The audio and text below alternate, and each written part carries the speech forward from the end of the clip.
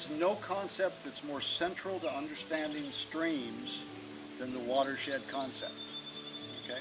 Because absolutely everything that happens in the stream is determined by the characteristics of the land around that stream. So, what we're going to do today is we're going to combine some water education with some art. How many here have done it? Has anyone done it? We write who we are, we write the date, and we write the time, okay? Because in science is all about the open collection of data, right?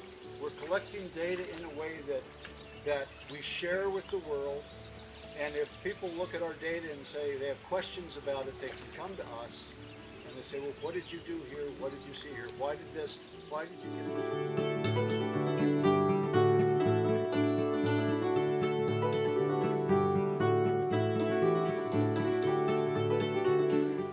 We work with groups like the Cacapon Institute and sort of help them combat all the issues that we have out here. You guys have any ideas what kind of threats that are affecting the Cacapon River? Do you have any guesses? Pollution. What? Good, great. What kind of pollution? Sediment. Great. Let's see. You guys are a good group. What other things can you think of? Trash. Trash. This is a good thing. Oil. That's why Friends of Cacapon, we go around along the roads and we'll pick up as much trash as we can. We'd love to have some young, energetic youth like you guys helping us out some days. The threat that we work on is logging. Do you guys know what logging is? Yeah. Have you seen the big trucks driving up and down the road? Yeah.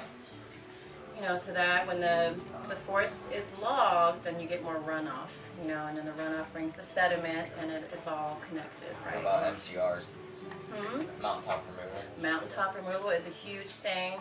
Luckily up here in the Panhandle we don't have too much.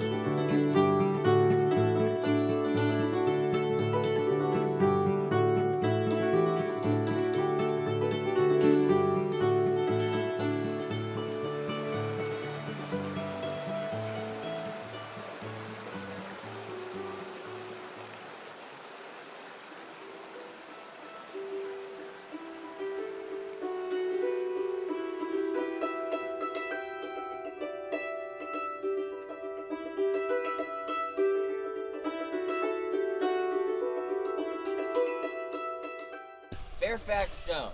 This monument at the head spring of the Potomac River marks one of the historic spots of America. Its name is derived from Thomas Lord Fairfax, who owned all the land lying between the Potomac and Rappahannock rivers. The first Fairfax stone, marked FX, was set in 1746 by Thomas Lewis, a surveyor. Employed by Lord Fairfax, this is the base point for the western dividing lines between Maryland and West Virginia.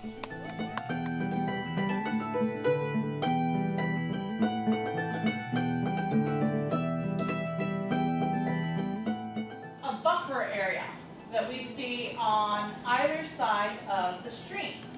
So we call that the riparian buffer.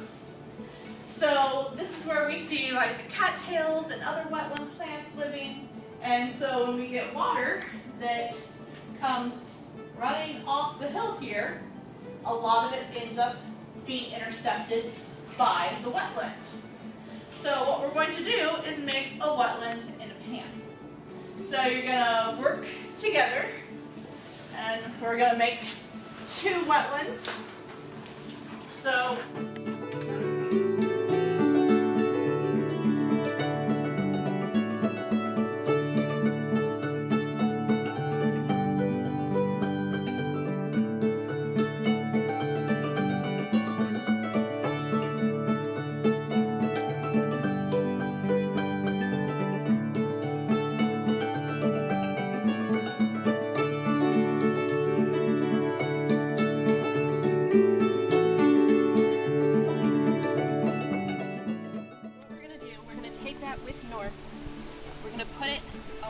side of the map so that we're sure it's pointing straight north. That's why I like to use the edge of this.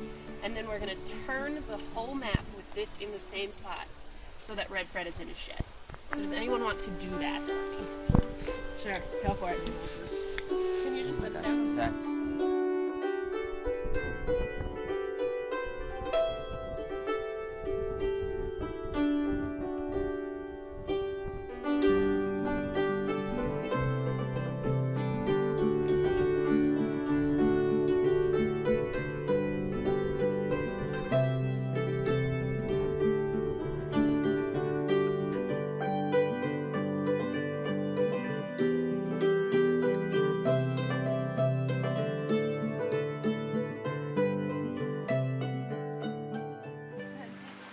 Macro, invertebrates, invertebrates, invertebrates.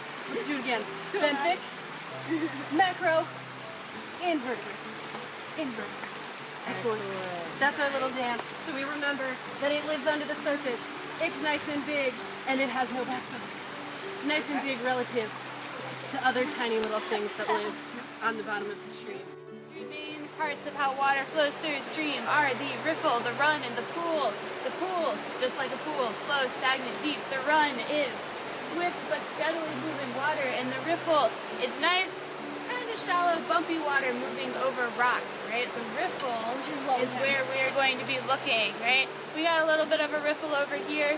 Luckily, Big Red is a very wonderful biodiversity.